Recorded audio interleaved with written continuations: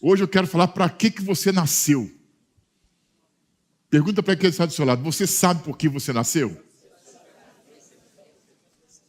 Pergunta para quem está do outro lado. Você sabe por que você nasceu? Jeremias capítulo 1, versículo 5 diz assim: antes de formá-lo no ventre eu o escolhi.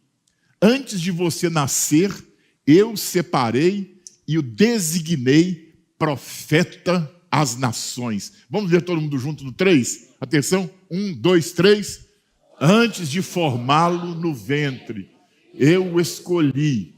Antes de você nascer, eu o separei e o designei profeta às nações. Para que eu nasci? Quem nunca fez essa pergunta até o dia de hoje? Principalmente quando nós estamos enfrentando alguma adversidade. Quando nós estamos atravessando pelo vale da sombra da morte. Quando estamos atravessando por um deserto. Quando não estamos satisfeitos com a nossa própria vida, surge essa pergunta: por que eu nasci? Ou para que eu nasci? Então essa é uma pergunta que incomoda a maioria das pessoas. Por que eu nasci? Essa pergunta revela uma crise que as pessoas carregam dentro do seu coração. E quando você não tem a clareza, quando você não tem a revelação daquilo que você deve ser, ou daquilo que você nasceu para ser, você acaba dando voltas na vida e você não chega a lugar algum. Os anos passam, o tempo passa, a vida vai embora, sabe? E você passou todo esse tempo apenas indagando e procurando saber por que eu nasci. Qual a razão? Por que eu estou aqui? Todo ser humano passa por esse momento de crise. Então essa é uma pergunta que incomoda a maioria das pessoas. E a resposta que eu quero te dar nessa noite não tem a ver com o âmbito profissional ou natural da sua vida. Por que eu nasci? Eu nasci para ser médico. Eu nasci para ser dentista. Eu nasci para ser isso. Eu nasci para ser aquilo. Eu nasci para ser piloto de Fórmula 1. Eu nasci para ser jogador de futebol. Não quero nessa noite focar nessas questões da vida natural. Da vida natural. Sabe? Apesar que você também precisa fazer descobertas da sua vida natural. Então a resposta que eu vou te dar a essa pergunta não é no âmbito profissional, mas no âmbito espiritual. Por isso nós lemos Jeremias capítulo 1, versículo 5. Deus nos criou com um propósito de vida para que a vida não fosse perdida. Vou repetir. Deus nos criou com um propósito de vida para que a vida não fosse perdida. Deus nos criou com um propósito de vida para que a nossa vida tivesse sentido. Diga, sentido. O que Deus diz a Jeremias? Jeremias, vou dizer para você a razão pela qual você foi criado. Você foi criado para ser profeta das nações. Esse é o seu desígnio. Essa é a razão da sua existência. Você ser profeta das nações. Veja, isso é muito poderoso, porque o texto fala de um tempo em que Jeremias ainda não existia. Ele diz, antes de você nascer, quando você estava ainda antes de formá-lo no ventre da sua mãe, antes de formar você, eu já o tinha escolhido. Aleluia. Então entenda uma coisa, você é um projeto da eternidade. A sua vida é um projeto da eternidade. A sua vida não é um projeto seu. A sua vida não é um projeto pessoal. A sua vida é um projeto que foi criado na eternidade. Então, existe uma razão por que eu existo. E esta razão, esse propósito e significado não é dado por mim. Não é estabelecido por mim. Não é criado por mim. Esse propósito, essa razão da minha existência foi definida por Deus. Antes mesmo que eu estivesse no ventre da minha mãe. É como a construção de uma casa. Como a construção de uma casa? A construção de uma casa é resultado do quê? De um projeto. Alguém desenhou um projeto. Alguém fez um projeto. Então, antes que aquela casa existisse fisicamente, ela já havia sido criada por alguém numa prancheta. Quem está me entendendo? Então, antes que nós existíssemos para esse mundo, Deus já havia nos criado na eternidade. Existem coisas que nós não estamos habituados a elas, porque nós estamos apenas habituados ao que é natural. Mas eu quero te levar nessa noite além do natural. Eu quero te levar ao espiritual. É lá que tudo acontece, é de lá que tudo vem, é lá que tudo se resolve. É onde se origina todas as coisas. A vida do ser humano originou-se a partir do mundo espiritual e não do mundo natural. Deus criou o homem do pó da terra. Fez lá, como a gente diz, um boneco. Não é assim? Mas o que está dentro desse boneco? O que seria aquele boneco de barro sem a vida de Deus dentro dele? Então nós existimos porque carregamos a vida de Deus dentro de nós. Quem me entende, diga amém. Então nós somos gerados da eternidade, nós somos um projeto da eternidade. E todas as vezes que nós fugimos desse projeto, todas as vezes que nós queremos viver além desse projeto, nós geramos transtornos e problemas para a nossa vida pessoal. Irmãos, vou te falar uma coisa. Eu prefiro sofrer. Eu prefiro passar por adversidades, vivendo um propósito, sem sofrer, deixa eu colocar isso melhor. Eu prefiro sofrer, sabendo qual é o meu propósito, do que sofrer sem ter sentido a minha vida. Então tem muita gente que está sofrendo, mas não está sofrendo por uma causa, não está sofrendo por um propósito. Então, quando eu sofro por uma causa, quando eu sofro por um propósito, isso não causa em mim nenhum tipo de desânimo, de insatisfação, de revolta com a vida. Porque esse é o caminho que eu tenho que andar nele. E eu sei que esse caminho que eu tenho que andar nele tem adversidades, tem problemas, tem desafios, e eu estou pronto para eles. O duro é quando você não tem esse significado de vida e você está sofrendo. Uma coisa é você sofrer por um propósito. Outra coisa é você sofrer porque você está fora do propósito. Todo o sofrimento que Jesus passou, desde o seu nascimento, da perseguição até a sua morte, tudo que Jesus viveu, em momento nenhum, Jesus aborreceu-se com isso. Porque ele sabia que isto fazia parte da sua existência. Então, ser rejeitado, ser maltratado, ser cuspido, ser censurado, ser julgado, Jesus balançava os ombros e continuava em frente. Porque ele sabia, eu sei por que eu vim, eu sei qual é a razão de eu estar aqui, e eu sei que eu tenho que passar por isso.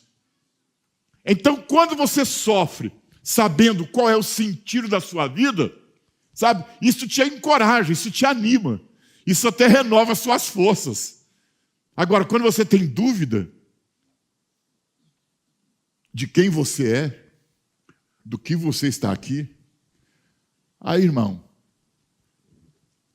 qualquer vento bobo tira você da direção que você está andando nela.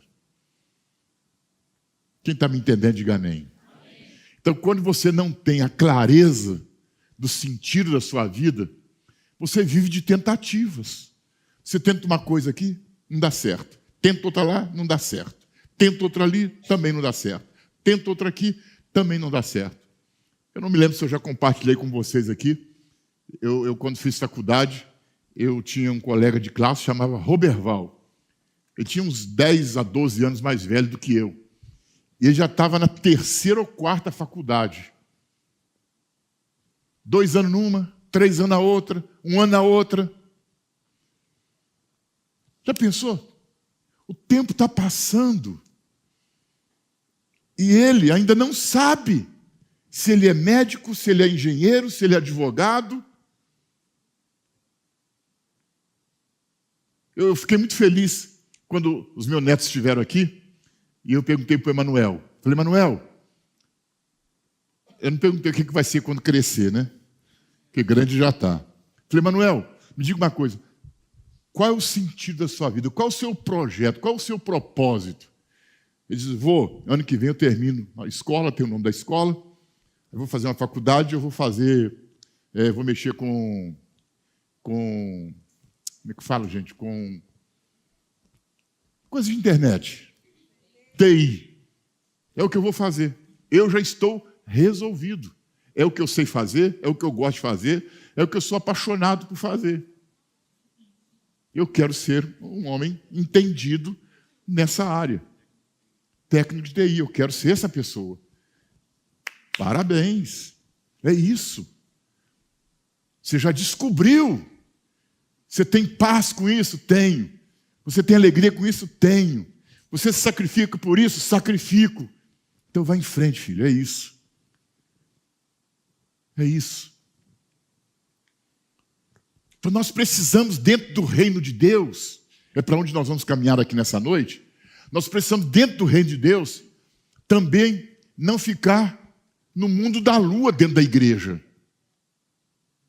A sua vida aqui dentro tem um significado. Diga aleluia. Todos nós temos um acontecimento sobrenatural que marcou a nossa vida. Não há uma pessoa que está na igreja, não há uma pessoa que foi salva, que ela não teve uma experiência sobrenatural. A experiência sobrenatural faz parte da vida de quem anda com Deus. Diga isso comigo, a experiência sobrenatural, ela faz parte da vida de quem anda com Deus. Um foi curado, o outro foi prosperado, o outro foi libertado, o outro recebeu uma palavra profética para o futuro. Enfim, todos nós temos uma experiência sobrenatural. Essa experiência marcou a nossa vida. Sabe? Talvez você tenha até novos testemunhos. Mas se nós parássemos desse culto aqui agora e pedisse para você contar um testemunho, você ia voltar 30 anos atrás. Porque o primeiro foi o que te marcou. O primeiro foi o que te sacudiu. O primeiro foi aquele que disse. O primeiro foi Deus dizendo, eu existo, olha aí, toquei na sua vida. Você pode até negar a Deus, mas você não pode negar o que Ele já fez. É obra dele na sua vida. Diga aleluia. Nós temos a experiência daqueles leprosos que foram curados por Jesus, lembra? Vieram quantos? Quem lembra dessa história? Tem tanto tempo que eu não falo sobre isso aqui, acho que já tem mais de 10 anos. Então, 10 leprosos vieram. Jesus libertou e curou os 10. Mas só um deles voltou. Mas os outros 10, por onde quer que eles andaram, eles poderiam negar o que Deus tinha feito na vida deles? Não estavam mais andando com Deus, mas não podiam negar o que Deus fez na vida deles. Eu acho que essa é a pior tragédia do ser humano. Sabe quando ele tem um sinal forte de Deus na vida dele? E quando as pessoas, quando ele conversa com as pessoas, ele compartilha esse sinal, esse milagre. Olha, eu tive uma experiência com Deus numa época. Alguém pode me perguntar, por que você não está caminhando com Deus então até hoje? Há muitas pessoas assim, que tiveram um sinal, Deus marcou a vida deles sobrenaturalmente. mas não estão caminhando com Deus. Mas todos nós temos um acontecimento sobrenatural que marcou nossa vida. Sabe, irmãos? Um plano de Deus executado por meio de alguém. Deus executou um plano para tocar a nossa vida.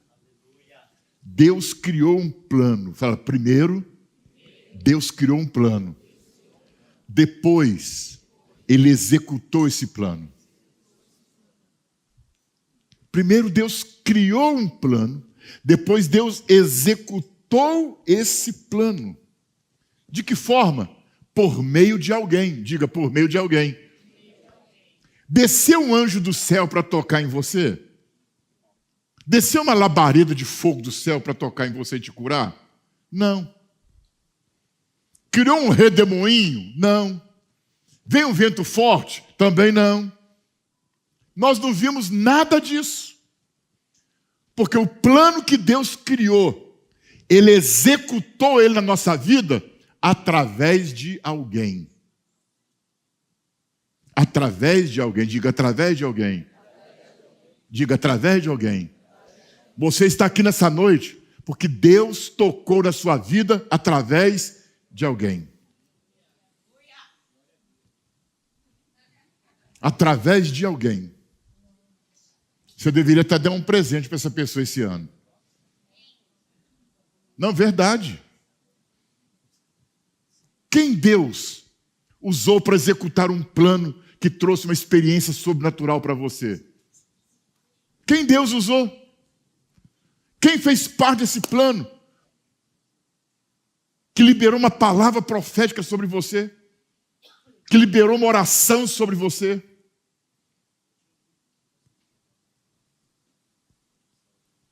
Que trouxe esperança para você?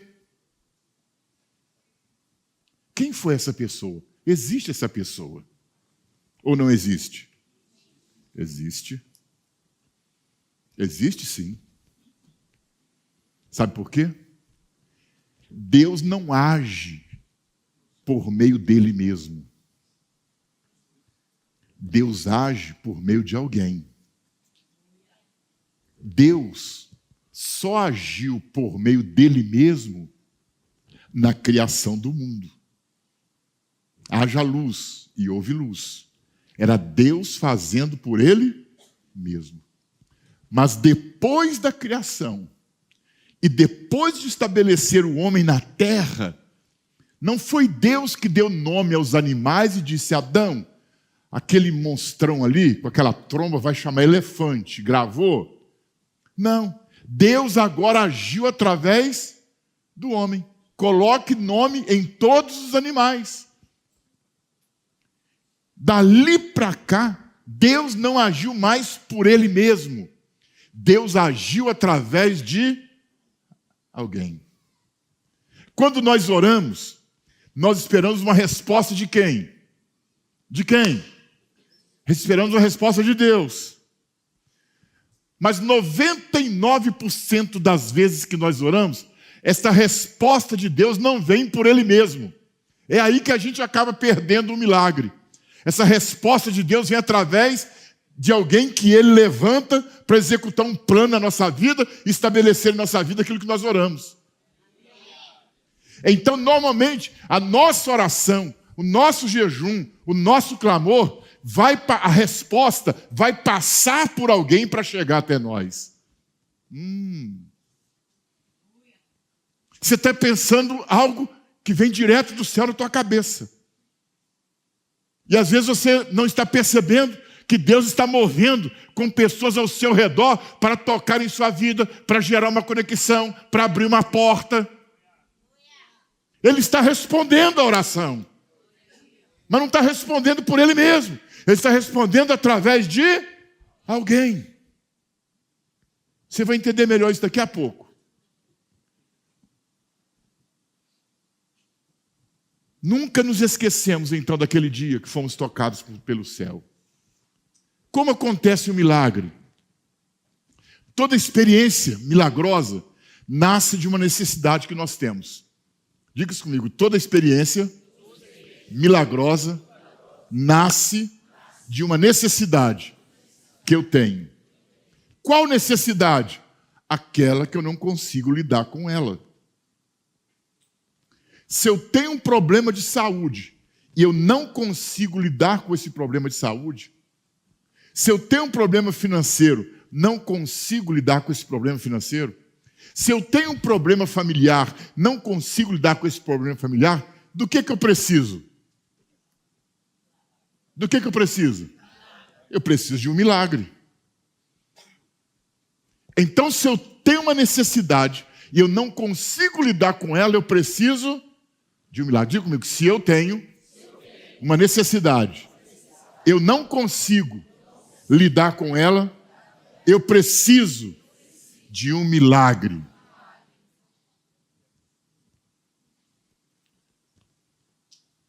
E sabe o que é legal nisso, irmão?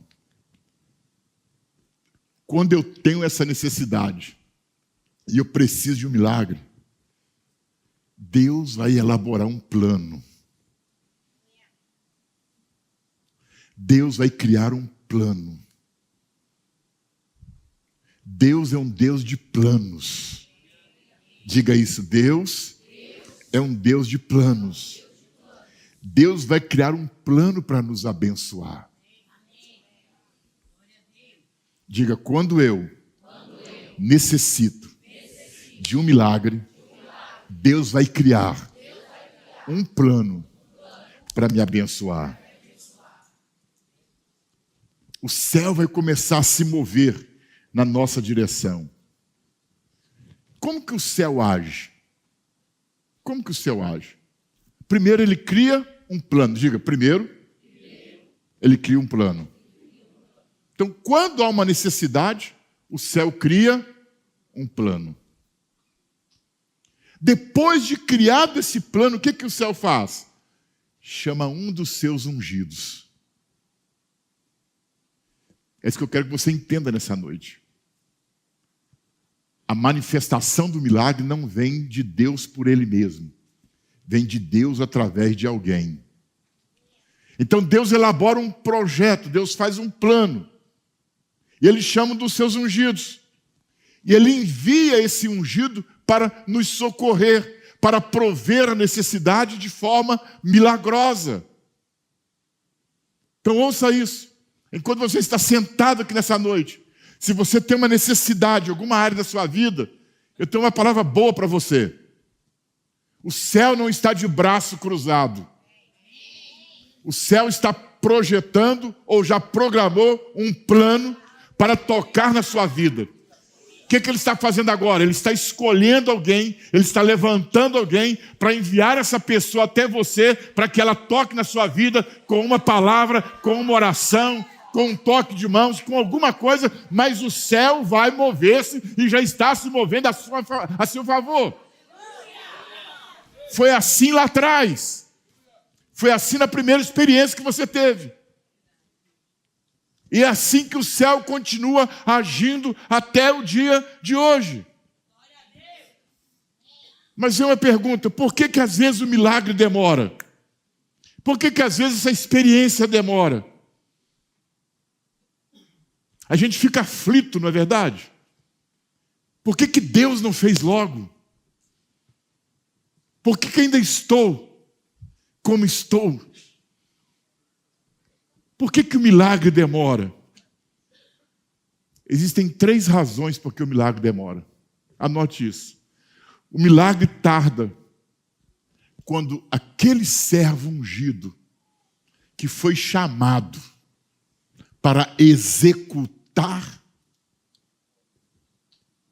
o plano resiste à voz do Espírito Santo. Primeiro, o milagre tarda quando Deus chama alguém para tocar na vida de uma outra pessoa e esta pessoa que recebeu esse chamado, ela resiste à voz do Espírito Santo em seu coração. Ela diz simplesmente não. Quando ela não resiste à voz do Espírito Santo em seu coração, ela fica indiferente à necessidade da pessoa. Indiferente. O que é ser indiferente? É você ver alguém precisando desesperadamente de algo e você não se importa com aquilo. Quem está me entendendo? Você não se importa com a dor, com a aflição, com a necessidade daquela pessoa. Simplesmente você é uma pessoa indiferente. O terceiro, quando a pessoa acha que não é capaz de lidar com aquela situação. É a terceira. Primeiro, quando resiste à voz do Espírito Santo. Segundo, quando se torna indiferente. Terceiro, quando acha que não é capaz de lidar com aquele problema, com aquela situação. São essas três razões que levam a pessoa escolhida por Deus para levar o milagre até alguém e ela não leva. Primeiro, ela resiste ao Espírito. Segundo, ela se torna indiferente à situação da pessoa. E em terceiro lugar, ela diz: eu não sou capaz de lidar com isso. Já pensou? Deus me chamou e está me enviando para orar para um canceroso. Quem sou eu para orar para um canceroso? Irmão, ninguém é ninguém para orar para um canceroso. Vou repetir outra vez, você não entendeu. Ninguém é ninguém para orar por um canceroso. Ninguém é ninguém. Mas é aquela pessoa escolhida para entregar esse milagre para alguém, é dizer: eu não sou capaz de lidar com isso. Deus não te chamou para ser médico. Deus te chamou para manifestar as obras dele.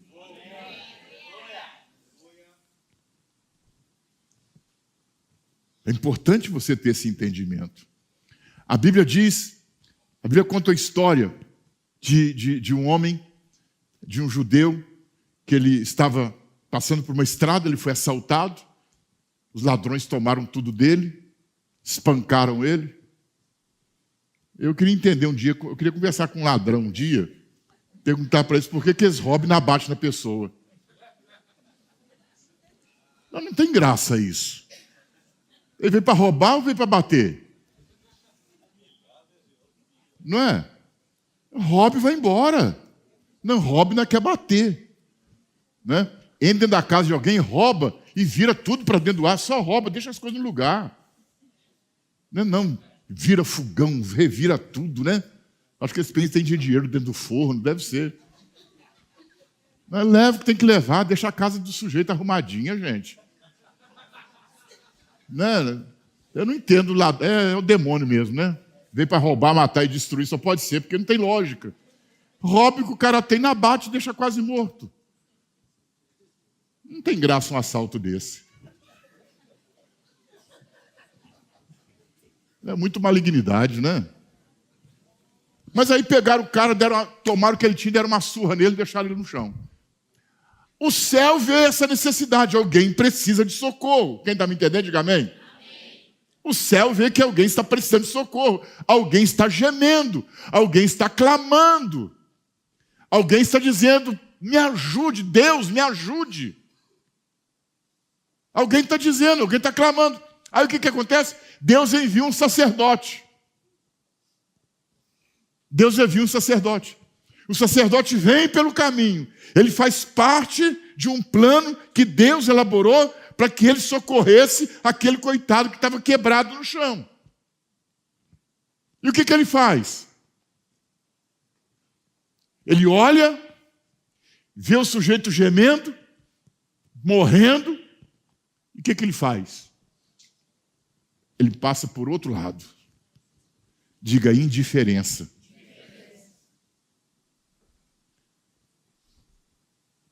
É isso que é indiferença. É você ver alguém no trabalho, é você ver um familiar seu, um parente, um vizinho, um colega, falando de uma tragédia na vida, e você não se manifesta. E você não se apresenta. Você não diz para ele, sabe por que eu estou aqui? Deus me trouxe aqui para orar por você e mudar essa situação. Você só fica ali. A vida é assim mesmo, né? Mas aí, eu estou te falando, quando é que o milagre atrasa? Aí, irmão, Deus envia outro. Aí vem um levita. E o levita vem pela estrada, não sei se minutos, horas depois, ele vem subindo pela estrada, vê o sujeito quase morto. E o que ele faz? Passa de longe e vai embora. Talvez ele pense, eu não sou capaz de ajudar uma pessoa numa situação dessa. Mas eu quero dizer para você uma coisa, o céu não desiste. Quando o céu tem um plano, ele vai executar esse plano. Se não é com A, vai ser com B. Se não é com B, vai ser com C. Mas o céu não vai falhar. Aí o que o céu faz? Chama um samaritano. Que não se dava bem com os judeus. E o samaritano passa, vê a necessidade, é tocado pelo Espírito. Não fica indiferente à necessidade. E diz, eu também posso ajudá-lo. E ali na beira da estrada ele começa a dar o tratamento necessário para salvar a vida daquela pessoa. Quem está me entendendo, diga amém. O milagre tardou, porque os dois foram indiferentes ao plano criado por Deus para salvá-lo. Foi necessário um terceiro envio. Mas existe uma outra situação também que o milagre tarda. Uma outra situação, e ela é bastante comum, é quando nós avaliamos o produto pela embalagem. Eu já ouvi muito disso na igreja. Já ouvi muito disso. O irmão chega para o outro e diga assim, Deus mandou eu te dar essa palavra. Você é pastor?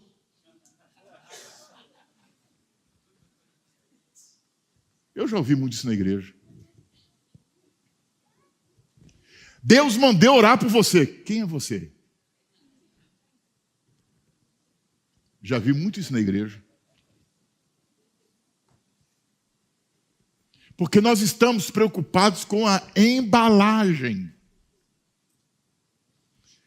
Imagina essa cena, irmãos. Os israelitas estão 430 anos no Egito, são escravos. Aí chega lá um sujeito com roupa de pastor de ovelha, não é de pastor de igreja, não.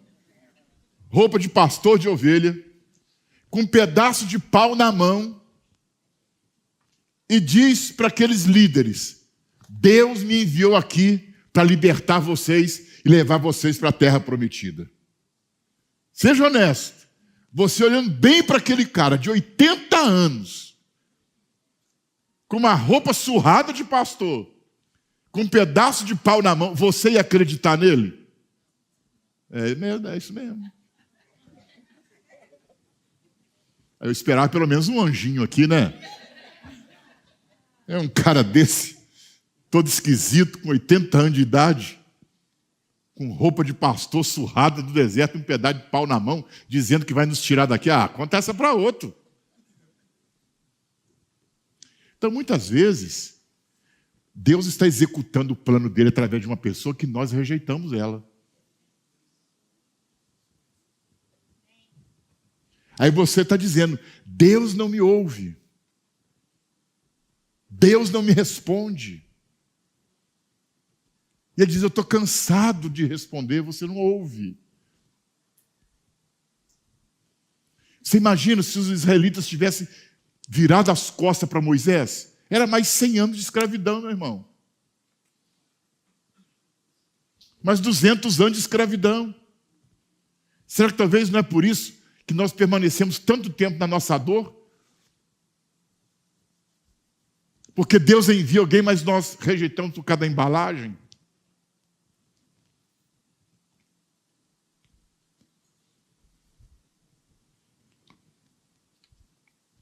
Aí Deus tem que criar um outro projeto. Chamar uma outra pessoa para executar aquele plano. Porque nós rejeitamos.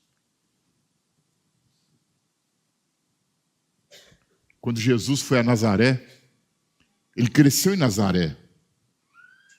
Até 30 anos Jesus viveu em Nazaré. Quando ele é batizado por João Batista, proclamado Filho de Deus, então ele anda pela Galileia e meses depois ele vai até Nazaré. E Marcos, no capítulo 6, diz que em Nazaré, Jesus não pôde fazer muitos milagres. Por causa de quê? Da embalagem. Esse aí não é filho de José e Maria? Os irmãos dele não é fulano, Beltrano e Cicrana?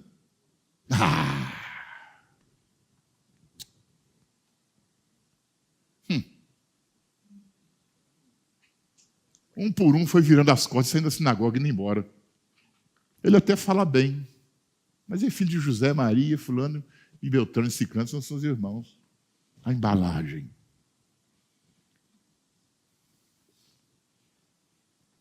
Cuidado para você não rejeitar o que Deus está trazendo para você por causa da embalagem. Quem está me entendendo, diga amém. Amém. Quando nós estávamos muito afinados, e eu vi isso e eu me emocionava. Foi no ano passado que nós fizemos bastante evangelismo, né?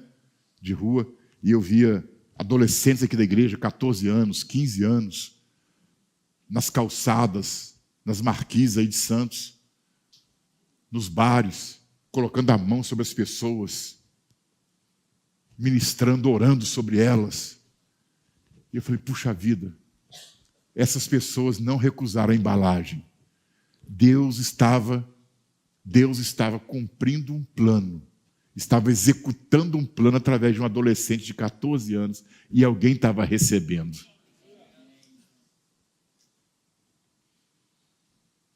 Então, muitas vezes o milagre demora porque nós rejeitamos por causa da embalagem.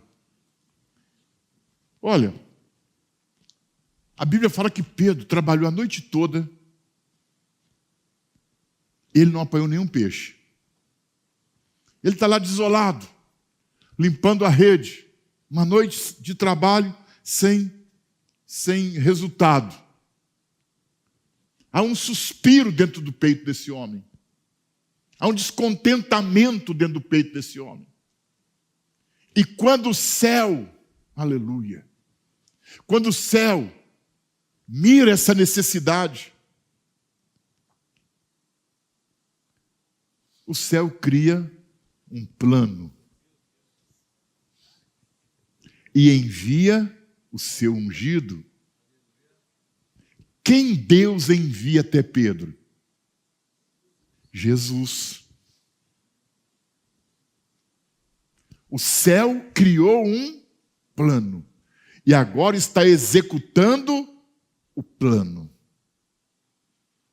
Irmãos, hoje é muito fácil falar de Jesus, pela fama que ele ganhou. Mas imagina como que era receber uma palavra de Jesus naquele tempo, que ele não tinha a fama que ele tem hoje, que ele não era conhecido como nós o conhecemos hoje, era só mais um, era mais um mestre, que chega para alguém e fala assim, ô pescador, joga a tua rede no mar outra vez, agora joga do lado tal. E o pescador responde, ô mestre, sobre a tua palavra eu vou lançar a rede outra vez. O céu estava cumprindo, ou melhor, o céu estava executando um plano. E Pedro reconheceu que o céu estava se movendo a favor dele. Quem está me entendendo, diga amém. Mas veja, algo tão poderoso, e aqui então que nós vamos uma virada de chave nessa palavra nessa noite. Passado o tempo, você sabe que Pedro se torna discípulo de Jesus. A história de Jesus, a sua presença com os homens da terra termina. Jesus volta e assenta-se à direita de Deus Pai, Todo-Poderoso. Agora, a Bíblia mostra em Atos capítulo 3, um aleijado assentado à porta do templo em Jerusalém. E o que Deus faz? Cria um plano para levantar esse aleijado. Cria um plano para consertar as pernas desse aleijado. Mas para executar esse plano, ele precisa de um ungido. E quem o céu escolhe para fazer isso? Pedro. O que recebeu um milagre, agora vai entregar um milagre.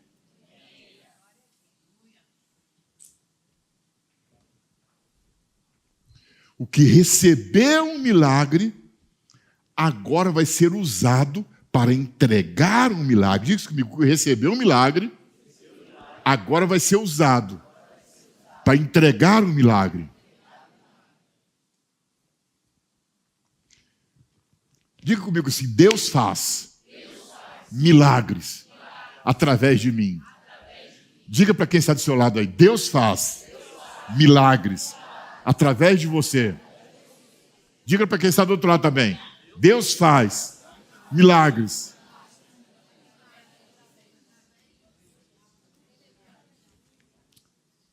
Nós ficamos inibidos, sabe, gente? A maioria de nós ficamos inibidos quando ouvimos que podemos entregar um milagre para alguém. Logo nós olhamos para a nossa condição. Eu entregar um milagre para alguém? Sabe por quê?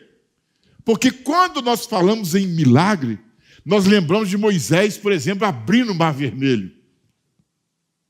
Você já percebeu que todas as vezes que nós falamos de milagres, nós só pensamos em milagres dessa grandeza?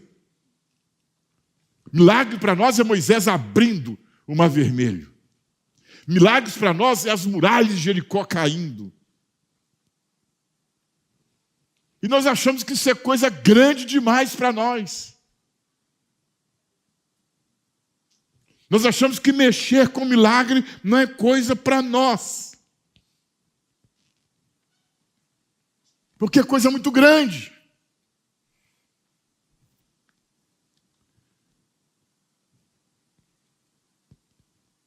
A Bíblia conta a história de Naamã, um general sírio, homem muito poderoso, porém estava inválido porque o corpo estava leproso. Já não estava mais no convívio da sua família, vivia isolado. Mas preste atenção nisso. Olha o plano de Deus. Olha o plano de Deus. Deus coloca. Às vezes você não entende porque você está em certo lugar falando com certas pessoas. Deus coloca dentro da casa de Naamã uma menina judia. Naamã, ele era estrangeiro, era um sírio. Coloca dentro da casa de Naamã uma menina judia. Uma menina escrava. Isso é poderoso, irmão. O céu criou um plano. Diga, o céu criou um plano. O céu criou um plano para curar Naamã da lepra. Mas Deus não age por ele mesmo. Todo plano que Deus cria para um milagre, ele tem que levantar alguém para executar esse milagre. E então Deus planta dentro da casa de Naamã essa menina.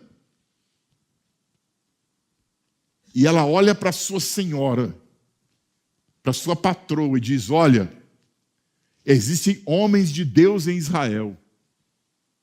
E eu tenho certeza que se vocês levarem Naamã até um deles, até o profeta, ele vai ser curado dessa lepra. Aleluia. Você está entendendo? Olha o que a menina diz. Ela não disse que Deus vai curá-lo. Ela disse que Deus vai fazer esse milagre através de alguém. Não é Deus através dele mesmo. Sabe, muitas vezes nós erramos. Nós falamos para a pessoa, não, confia em Deus, vai dar tudo certo. Deus vai tocar na sua vida. Não foi isso que a menina falou para a patroa dela, não. Olha, confia em Deus, eu sou lá de Israel, nós temos um Deus grande, Deus vai tocar na vida do seu marido e vai curá-lo dessa lepra. Não foi isso que ela disse, é o que a maioria de nós fala hoje para as pessoas. Ela disse, levem ele até o profeta. Levem ele até o profeta. Ele vai encontrar com o profeta e ele vai ser curado dessa lepra. Nesse caso, Deus está usando duas pessoas para executar um plano. Uma para levar e a outra para realizar. Quem está me entendendo, diga amém. Eu me lembro quando meu pai estava com câncer, não me canso de contar essa história, porque foi o que mais marcou minha vida. Estava para morrer, uma semana de vida, segundo os médicos. E um tio nosso, casado com a irmã da minha mãe, ele ia na casa da bênção, todos os sábados à tarde, mas ele não deixava a gente saber que ele ia na igreja. Depois que a gente descobriu por que ele não queria que a gente soubesse. Porque quase todas as vezes que orava, ele caía endemoniado. Então, todo sábado à tarde da vida, ele sumia. Entendeu? Sumia, ia para a igreja. Tinha um culto sábado à tarde que era unção com óleo. E ele estava lá. Ele dava desculpa que estava trabalhando. Ele era carpinteiro, né? Então estava trabalhando. Na verdade, ele estava lá. Então, ele não falava nada. Quando o negócio apertou para o nosso lado, que a minha mãe reuniu as irmãs dela, e ele estava junto, e ela falou que meu pai ia morrer, terminaram a conversa, ele chamou minha mãe, falou assim, olha, é o seguinte, ele não era crente, só frequentava a igreja, e não se converteu até hoje, está com quase 100 anos, não se converteu até hoje. Veja só, mas ele fez parte de um plano. Ele olhou para minha mãe e falou assim, olha, ô Maria, eu estou indo num lugar aí, todo sábado à tarde. Eu estou vendo Deus fazer muitas coisas lá. Inclusive, eu lembro disso até hoje, inclusive semana passada uma mulher deu testemunho de câncer, curada. Leva uma peça de roupa do Oswaldo lá, que era o meu pai. Pede para eles orar. E Deus pode curar o Oswaldo. Isso não sei se foi numa quarta ou numa quinta.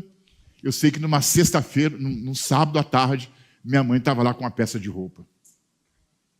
O bispo Wilson orou nessa peça de roupa. Minha mãe levou para o hospital. Meu pai vestiu no sábado à noite. No domingo de manhã estava curado. Porque Deus criou um plano. E usou meu tio e usou o bispo Wilson para executar esse plano.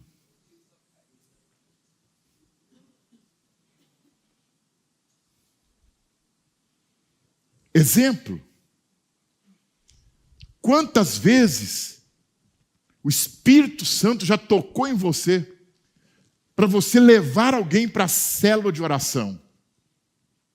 Só para você fazer isso. Você faz parte do plano para levar alguém. E o milagre vai ser realizado quando a célula orar por aquela pessoa.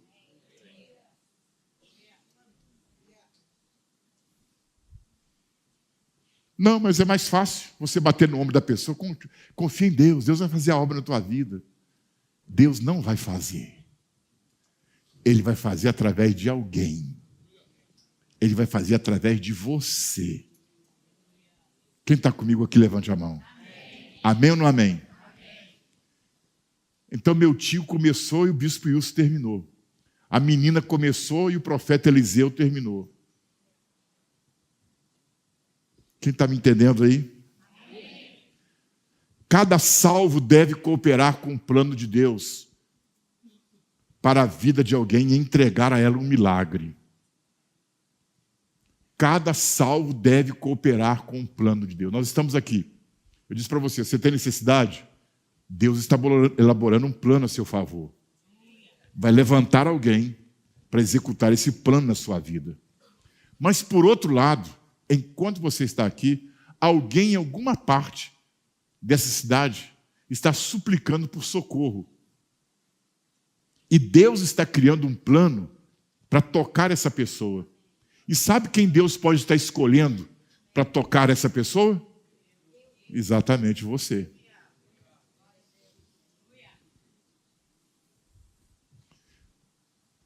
Jesus entregou o milagre para Pedro, e agora Pedro está entregando o milagre para um paralítico. Se você entender isso, a sua vida espiritual ganha sentido aqui na terra. Diga para quem está do seu lado, se você entender isso, a sua vida espiritual ganha sentido aqui na terra. Diga assim comigo, eu sou um entregador de milagres.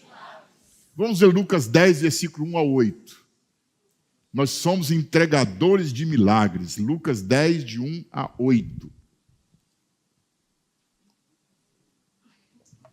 Lucas 10, de 1 a 8. Depois disso, o Senhor designou outros 72. Tem Bíblia que fala que é 70, tem Bíblia que é 72. Mas não faz diferença nenhuma, irmão. Foi mais de 70. Depois disso, o Senhor designou outros 72 e os enviou de 2 em 2. Isso aqui é importante.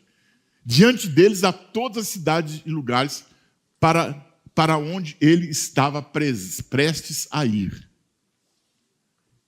Ele lhes disse, a colheita é grande, mas os trabalhadores são poucos. Peçam, portanto, ao Senhor da colheita que envie trabalhadores para a sua colheita.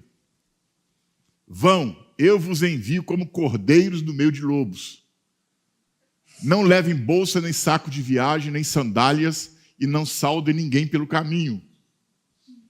Quando entrarem em uma casa, digam primeiro, paz a esta casa.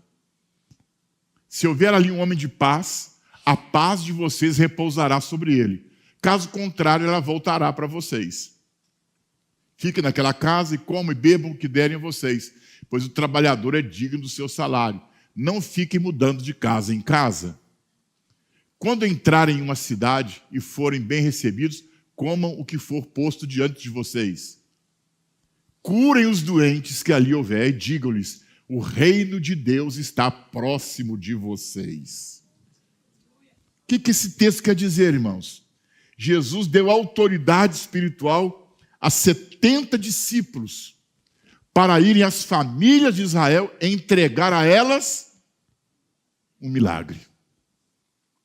Diga, Jesus chamou 70 discípulos e os enviou para quê? Para entregar um milagre. Entrem nessas casas e dizem, paz seja convosco. Entrem nessas casas, curem os enfermos que ali vocês encontrarem. Vão até essas famílias. Você não tem endereço, você não tem pedido de oração, você não tem pedido de visita, mas há um clamor. Batam nas portas que vocês, entre aspas, sentirem. Batam nessas portas e entrem nessas casas e entreguem um milagre para essa família. Sabe, irmãos, qualquer porta de casa que nós batermos, há uma necessidade lá dentro. Há um doente, há alguém deprimido, há alguém querendo morrer, há um problema financeiro. Qualquer casa. Qualquer casa. Há alguém com uma necessidade. Então Jesus disse, vão e entreguem um milagre. Diga, vão e entreguem um milagre. Mas aí, como todo bom religioso, você pode dizer assim, bispo, isso aí foi com eles. Mas agora vamos ler Marcos capítulo 16, versículo 15. Agora todos nós somos entregadores de milagres. Diga para quem está do seu lado, eu e você somos entregador de milagres. Ele lhes disse, vão pelo mundo todo, preguem o evangelho a todas as pessoas. Quem crer e for batizado será salvo, mas quem não crer será condenado. Preste atenção. Estes sinais acompanharão os que crerem. Em meu nome expulsarão demônios, falarão novas línguas, pegarão em serpentes, se beberem algum veneno, não lhes fará mal nenhum, imporão as mãos nos doentes e estes ficarão curados. Depois de lhes ter falado, o Senhor Jesus foi elevado ao céu e assentou-se à direita de Deus. Então os discípulos saíram e pregaram por toda parte, e o Senhor cooperava com eles, confirmando-lhes a palavra com os sinais que os acompanhavam. Isso é muito poderoso. Jesus disse assim, vão e preguem. Quem crer e for batizado será salvo. Estes que creram. Precisamos entender o que está dizendo o texto. Estes que passaram a crer, os mesmos sinais feitos por vocês, também serão feitos por eles. Quem entendeu isso? Os mesmos sinais que você, Pedro, Tiago, João, Filipe, Bartolomeu, os mesmos sinais que vocês vão fazer, aqueles que passaram a crer também farão os mesmos sinais. Aleluia. Sua vida é uma vida de milagres. Todos os dias há um plano de Deus que envolve você para entregar um milagre. Todo salvo é um entregador de milagre. Diga, todo salvo é um entregador de milagre. Hoje eu quero desafiar você a ser um entregador de milagres. Todas as manhãs, antes de você sair de casa, olhe no seu espelho e diga assim, Senhor, eis-me aqui. Eu estou pronto. Para quem eu vou entregar um milagre hoje?